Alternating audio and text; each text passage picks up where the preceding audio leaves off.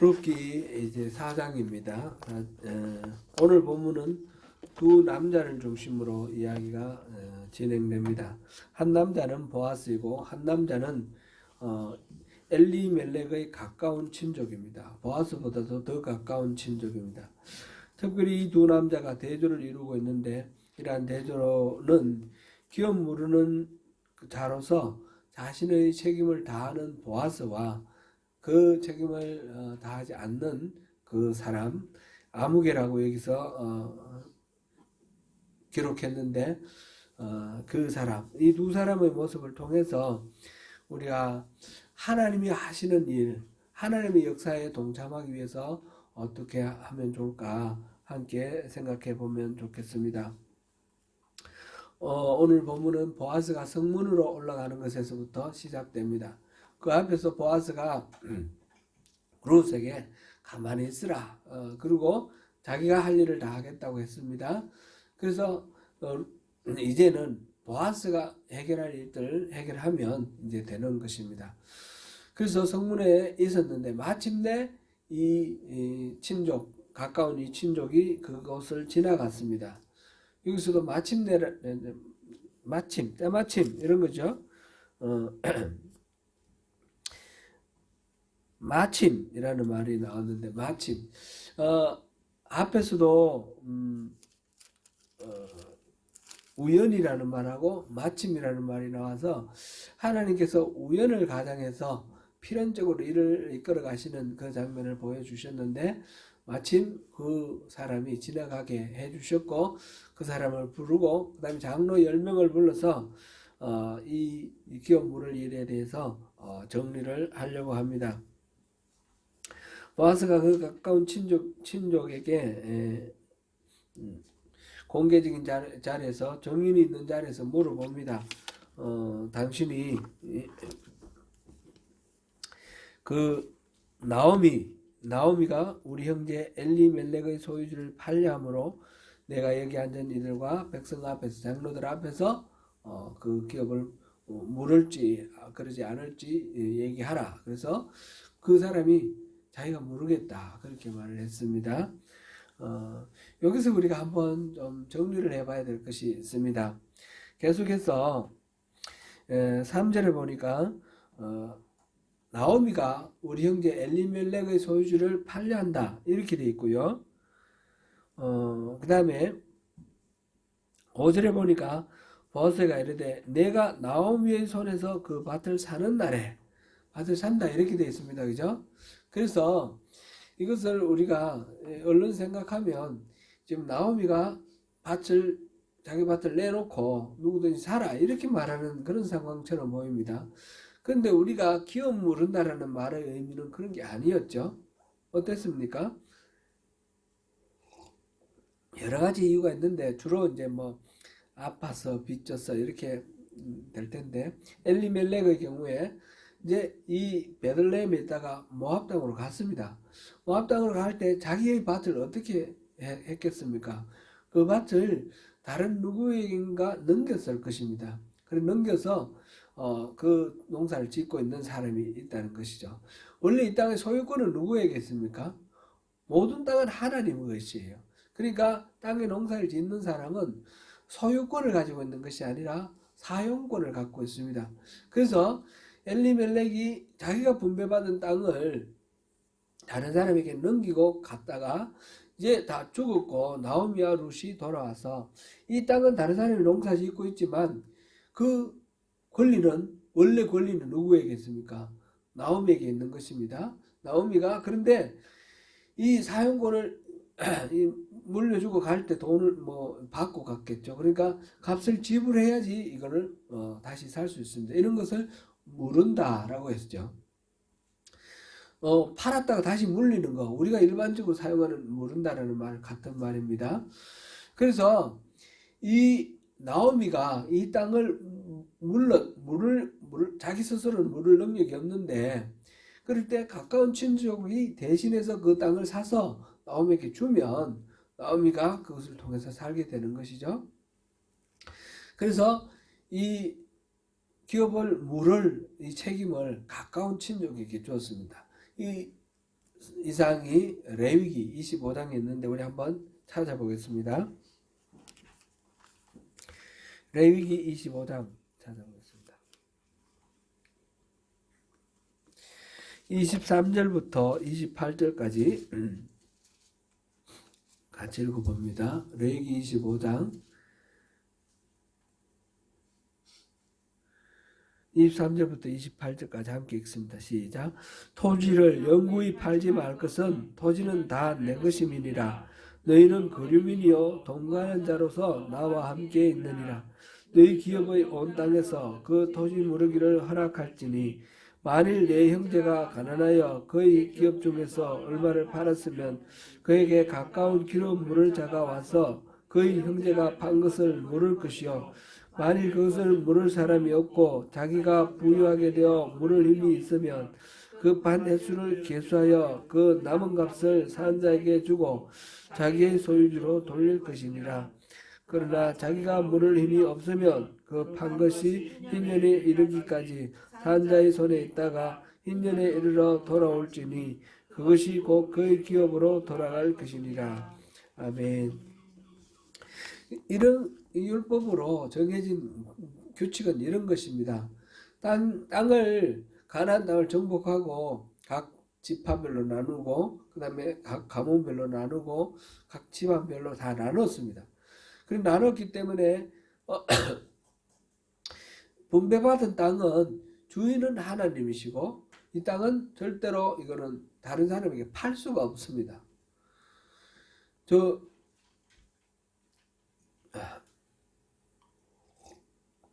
팔 수가 없고 단지 사용권만 너무너무 가난해서 스스로 어쩔 수 없으면 이 사용권을 넘겨주고 돈을 받는데 이게 그러니까 매매가 있다 그러면 사용권의 매매다라는 거죠.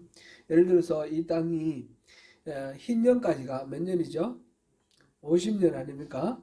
그럼 이 땅값이 50원이다. 이러면 1년 흰년으로부터 흰년을 향해서 1년이 지나갔으면 49년이 남았습니다. 그러면 이 땅값은 49원이 되는 겁니다. 반이 지나갔으면 이 땅값은 25원. 그래서 몸이 아파서 판다 할 때도 이 사용할 수 있는 권한의 기한에 따라서 이 땅값이 매겨지는 것이죠.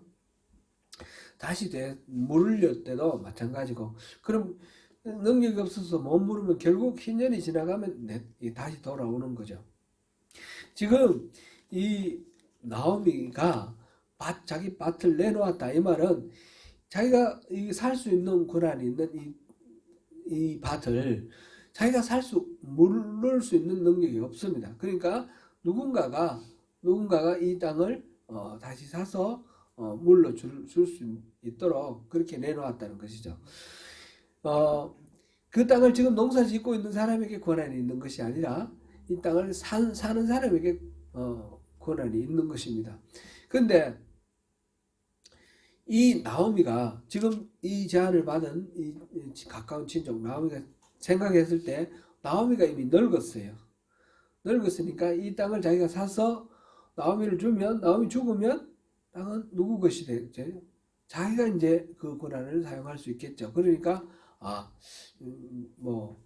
이 땅값을 지불하는 것이 단순히 손해가 아니라 자기가 그 땅을 차지할 수 있는 것이니까 좋다 내가 하겠다 그랬는데 지금 보아스가 하는 말이 그러면 그 룻까지도 책임을 져야 된다. 룻에게서 그 땅을 사서 기업을 세우게 해야 된다. 이런 말을 하니까 말하자면 그 땅에 대한 권한이 룻에게까지 이어지는 것입니다. 그럼 나오미가 죽어도 룻은 아직 젊으니까 이 땅의 소유를 자기가 완전히 할 수가 없는 것이죠. 그러니까 계산해 보니까 이거 별로 이익 남는 장사가 아닌 것 같다. 그래서 포기를 한 것입니다. 이 보아스가 바로 그것을 이제 주지시키면서 룻까지 책임질 수 있느냐 없느냐 그것을 물어본 것이죠. 이렇게 해서 이 다른 친족 이 사람은 이제 자기가 책임을 지지 않겠다 그러는데 여기서 룻에게 기업을 물려줘서 룻이 그대로 살 수 있도록 그렇게 하는데 머무르지 않고 지금 이야기하는 바가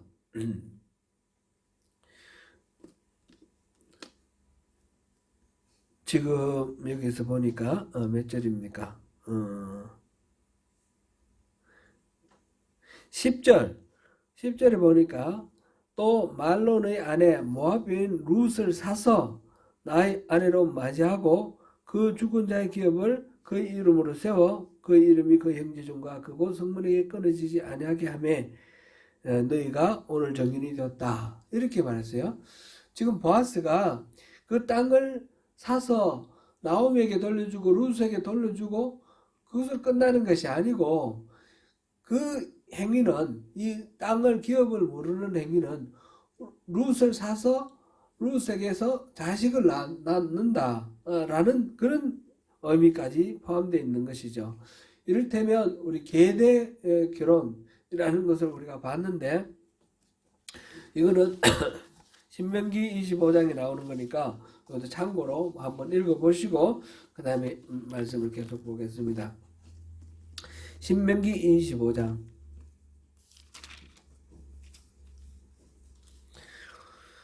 5절부터 6절까지만 보겠습니다. 신명기 25장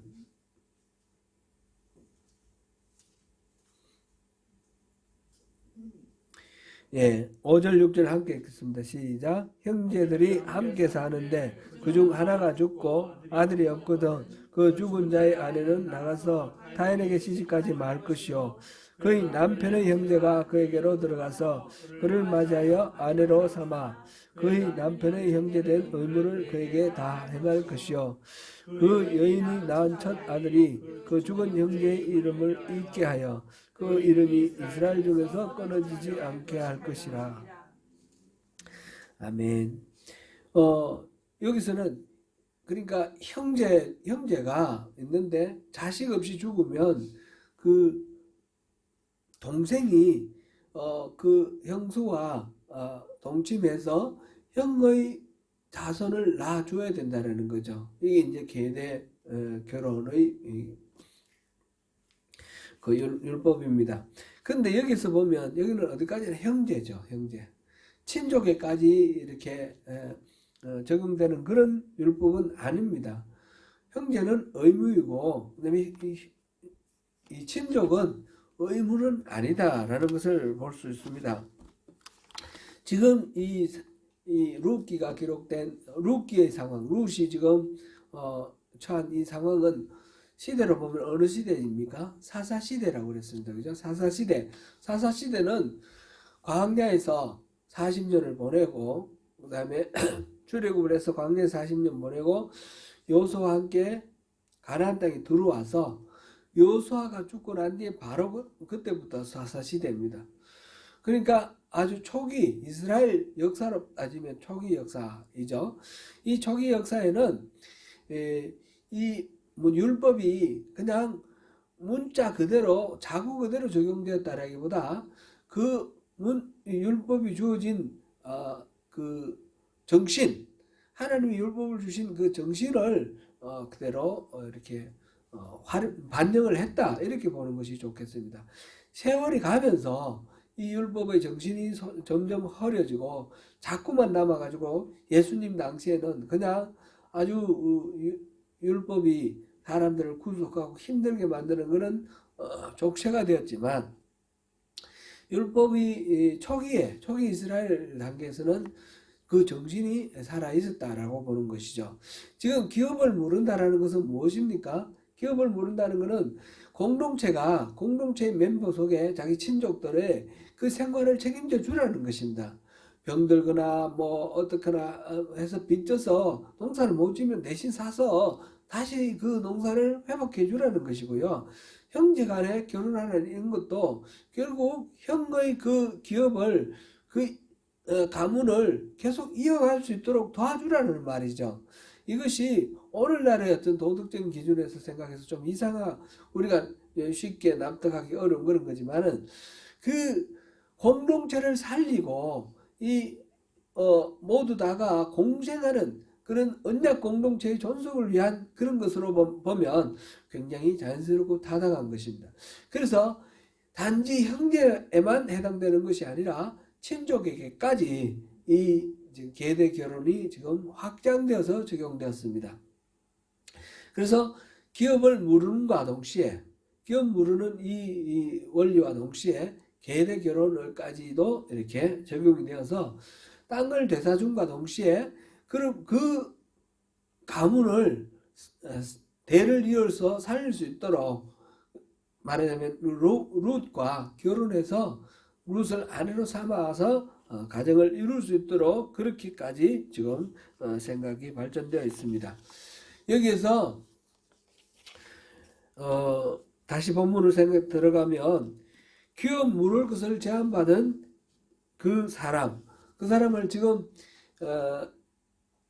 이 보아스가 아무개여 이렇게 부르는데 아무개여 이렇게 부르지는 않았었겠죠. 원래 이름이 있었겠죠. 그런데 기록을 아무개여 하는 것은 그 사람은 이름을 남길 만한 그런 의미가 없으니까 아무개여, 어쩌면 보호해 줄 마음도 있을 것이고 어쩌면 뭐 이렇게 존중하지 않고자 하는 마음도 있을 것이고 어쨌든 이름이 밝혀질 만한 그런 처지는 아니었습니다.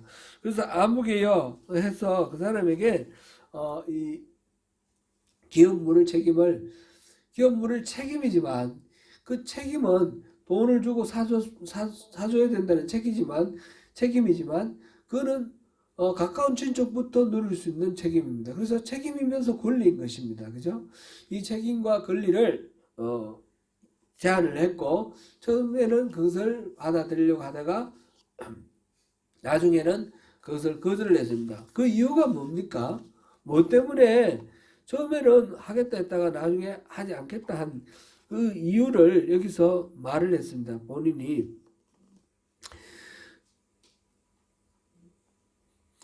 내 기업에 손해가 있을까 하여 6절에 그렇게 되어 있습니다. 그죠? 계산해보고 타산적으로 따져보니까 자기에게 유리한 것이 아니라 손해가 될 것이 우려되므로 그러므로 이것을 자기가 취하지 않겠다 그렇게 말을 했습니다.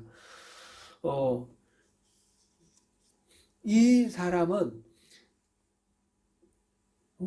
이 일을 판단하는 데 있어서 판단의 근거가 율법에 나오는 이러한 책임 또 이러한 권한 이런 것들을 우선해서 보기보다는 그런 것에 의해서 주어진 기회인데 그 기회를 자기에게 손해가 되느냐 이익이 되느냐 그것을 판단으로 해서 이것을 버렸던 것입니다.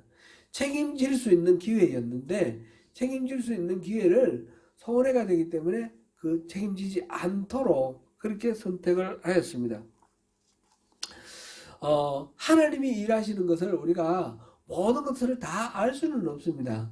그런데 우리가 어떤 기회가 주어질 때가 있습니다. 그 기회가 주어질 때에 그 하나님이 주신 그 질서, 하나님의 지금 율법을 주신 그 정신, 그것을 우리가 함께 나눴었는데 언약 공동체의 보존이라는 거, 이거는 말하자면 서로가 서로를 사랑하고 아끼고 함께 보듬어서 함께 살아가자 그런 것을 하나님께서 율법으로 주신 것입니다. 이것은 의무적으로 억지로 해야 되는 것이 아니라 서로가 돌아봄으로써 서로가 살 수 있는 이 사회의 안전망, 요즘식으로 표현하면 사회의 안전망이 보장되는 거죠. 서로 도와주면서 함께 살아갈 수 있는 그런 것을 하나님이 주신 이 원리를 받아들이기보다는 자기에게 무엇이 이익이 있는가 손해가 있는가 이것을 판단했기 때문에 하나님이 일하심에 동참할 수가 없었다라는 것을 우리가 확인할 수 있습니다.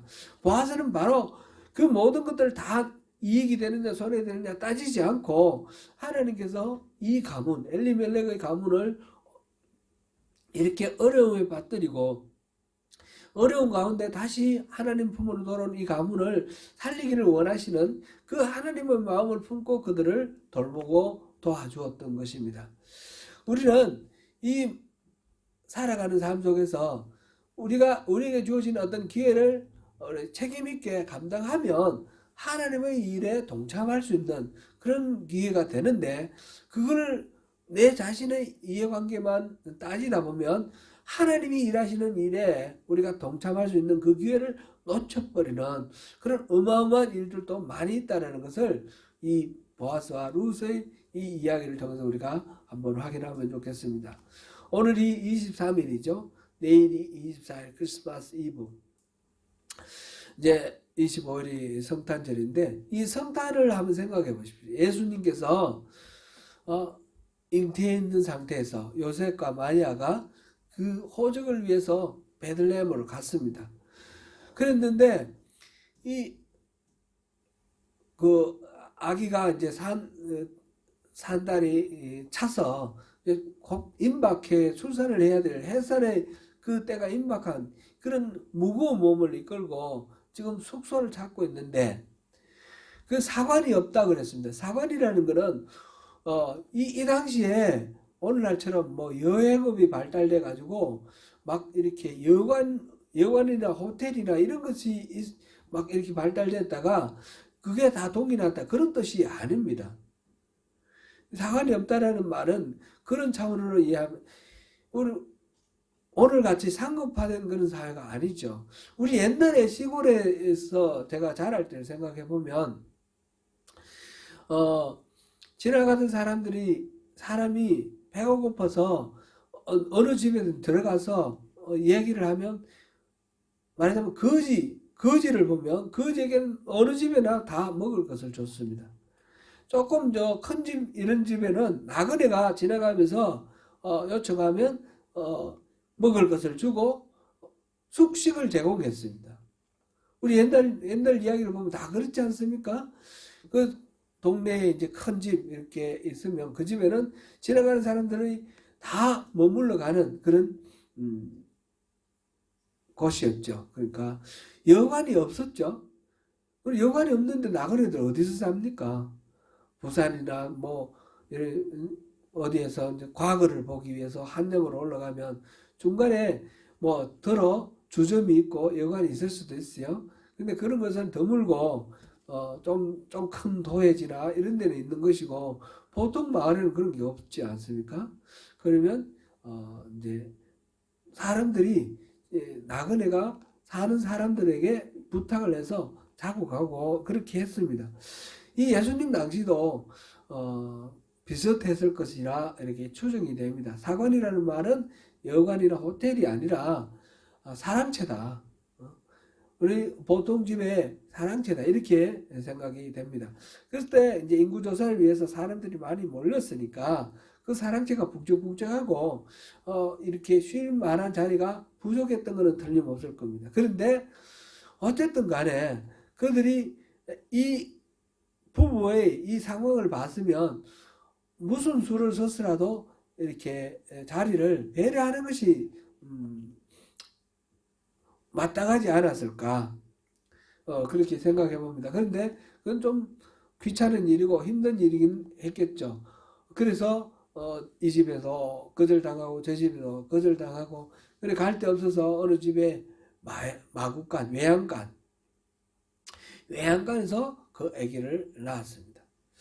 하나님이 보내주신 메시아, 이 메시아는 지나가는 어떤 사람의 이야기가 아닙니다. 예를 들어서 뭐 톱스타 어떤 영화 배우가 바로 옆집에 태어났는데 내가 몰랐다. 그게 뭐 나중에 뭐 자라서 큰 세계적인 톱스타가 되었다.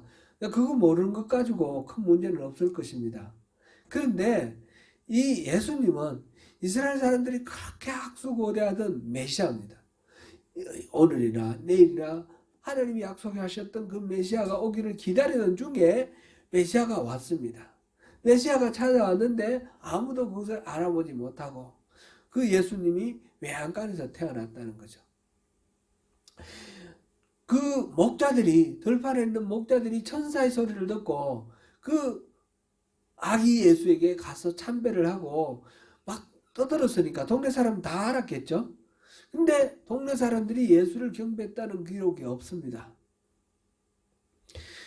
우리에게 하나님께서 어떤 기회를 주실 때 다른 누구에게도 허락하지 않는 엄청난 그런 기회를 주실 때, 메시아를 만날 수 있는 그런 기회를 주실 때, 우리가 우리의 어떤 편안함이나 우리의 이해관계 이것 때문에 그런 것들을 마다하고 물리쳐버리고 하나님이 일하시는 것을 경험하고 함께 누릴 수 있는 그런 특권을 놓쳐버릴 수 있는 그런 일들이 얼마든지 있을 수 있다는 것을 우리가 생각할 수 있습니다. 예수님이 메시아가 오실 때 하나님이 일하시는 그것을 목격하고 그 은혜를 누릴 수 있는 그 기회를 그 사람들은 귀찮아서 또는 뭐 여러 가지 이유로 이해관계에 따라서 이렇게 멀리 해버렸다라는 것을 볼 수 있습니다. 오늘 이제 성탄절이 가까워서니까 그 이야기를 그렇게 적용을 해보는 것이고, 그 외에도 우리가 얼마나 그런 기회들이 많은지 모르겠습니다. 손 대접하기를 게을리하지 마라고 그랬습니다. 우리 부지 중에 예수님을 만날 수도 있다 그랬습니다. 야고보서에 그런 말씀하셨나요? 제가 아는 어떤 집사님이 그런 간증을 하셨어요.